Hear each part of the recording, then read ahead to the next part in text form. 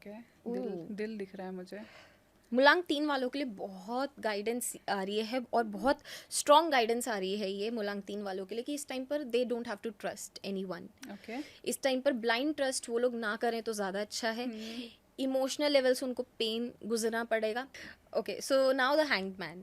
अब जो hanged man है वो कहीं ना कहीं बताता है कि इस टाइम पर स्लो चलें, इस टाइम पर is a time to surrender. जितना ज़्यादा वो इंडल्ज करेंगे, फॉर एग्जाम्पल अगर कोई प्रॉपर्टी लेने का ट्राई कर रहा है, not a good time to buy. Okay.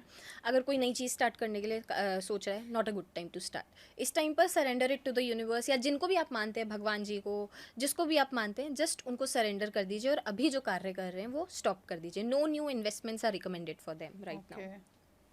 ठीक है। मुलांग 4 पर चलते हैं।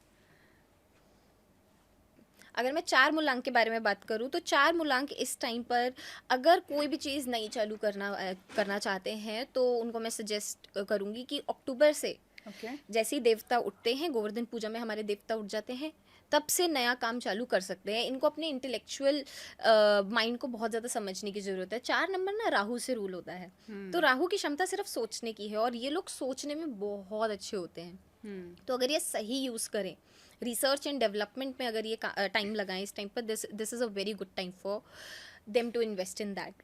सेकेंडली अगर मैं देखूँ तो कहीं ना कहीं इनके आर्ग्यूमेंट्स किसी से हो सकते हैं। The card suggest hasty communication, कहीं ना कहीं किसी से लड़ाई झगड़ा हो सकता है कमिंग 8 to 9 डेज में, सो बीवेयर।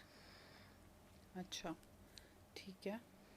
तो ये टैरो कुछ टैरो, एस्ट्रोलॉजी, पामिस्ट्री आपस में लिंक्ड भी हैं क्या किसी तरह? एक्चुअली जब ब्रिटिशर्स नहीं आए थे फॉर्चुनेटली इंडिया में, तो ये सारी चीज़ें लिंक्ड थी एक दूसरे से। अच्छा। अब मैं आपको छोटे से एग्जाम्पल से बताऊंगी। वास्तु में बोला जाता है कि साउथ वेस्ट के घर बड़े बेकार होते हैं, साउथ वेस्ट का एंट्रेंस का घर नहीं लेना चाहिए। अब अगर किसी की राशि में राहु अच्छा हो ना, तो उसको साउथ वेस्ट भी फल जाता है। अच्छा। तो पहले के टाइम पर हमेशा पहले राशि देखी जाती थी इंसान की और फिर वास्तु देखा जाता था घर का।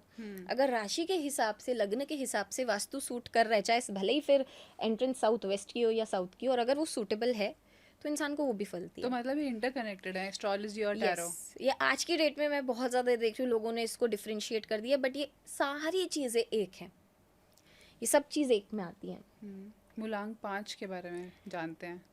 वाओ, मुलांग 5 एक न्यू वेंचर चालू करने वाले। मुलांग 5 वाले बहुत ज़्यादा ट्रैवलिंग में जाने वाले हैं। Okay. मुझे एक न्यू एडवेंचर आता हुआ दिख रहा है, बाहर का सेटलमेंट दिख रहा है, स्टडी अब्रॉड या फिर जॉब का ऑफर आना बाहर से। A lot of travel is coming for them.